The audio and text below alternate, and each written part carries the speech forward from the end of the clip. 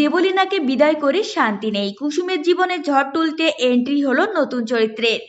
একজন সাধারণ মেয়ের গল্প নিয়ে তৈরি হওয়া ধারাবাহিক কুসুমের গল্প যেন প্রতিদিন নতুন নতুন চমক নিয়ে আসছে। কিছুদিন আগে দেবলীনার কর্মকাণ্ড সকলের সামনে ফাঁস করে দিয়ে দর্শকদের নজর কেড়েছিল কুসুম। কুসুমের বুদ্ধিমত্তা জুড়ে গাঙ্গুলি পরিবারে এসেছিল খুশির হাওয়া। কিন্তু দেবলীনা তো এত সহজে হেরে যাওয়ার মানুষ নয়। ঈশানের অন্য কারোর সাথে বিয়ে হয়ে গেলেও কুসুমের জীবন ছাড়খাড় করতে দেবলীনা জেলে বসে প্ল্যান করতে থাকে। এর মধ্যেই কুসুমের জীবনে আগমন হয় এক নতুন ব্যক্তির। কুসুম ধারাবাহিকে নতুন প্রমোতে দেখতে পাওয়া যাচ্ছে গাঙ্গুলি পরিবারে এন্ট্রি হচ্ছে এক নতুন মেয়ের। ইন্দ্রাণীকে নিজের আইডল ভাবে সে।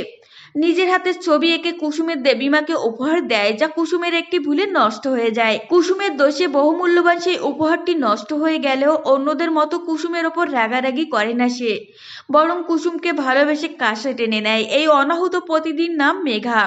মেঘার ব্যবহারে সকলের পাশাপাশি ইন্দ্রাণীকে ভীষণ মুগ্ধ করে। মেঘাকে দেখে ইন্দ্রাণী তাকে বড় বউয়ের আসনে বসিয়ে দেয়।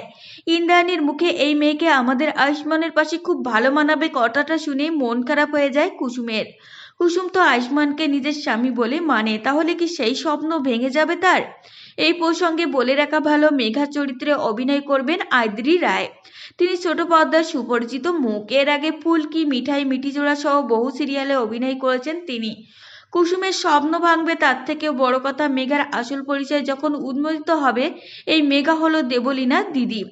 বোনের বদলা নিতে এবার ইন্দ্রাণীর পরিবারে অতিথি হয়ে এলো মেঘা। মেঘার পরিচয় কি ইন্দ্রাণী জানে? মেঘা কি সত্যি কুসুমের ক্ষতি করবে? সত্যি কি আয়ুষ্মানের সঙ্গে মেঘার বিয়ে হবে? সব প্রশ্নের উত্তর পাওয়া যাবে ধারাবাহিকের আগামী পর্বগুলোতে। তো ফ্রেন্ডস, এই ছিল আজকের ভিডিও। আপনাদের যদি এই তথ্যগুলো ভালো লেগে থাকে অবশ্যই ভিডিওটিকে একটি লাইক করবেন আর চ্যানেলটিকে সাবস্ক্রাইব করে সঙ্গে থাকবেন।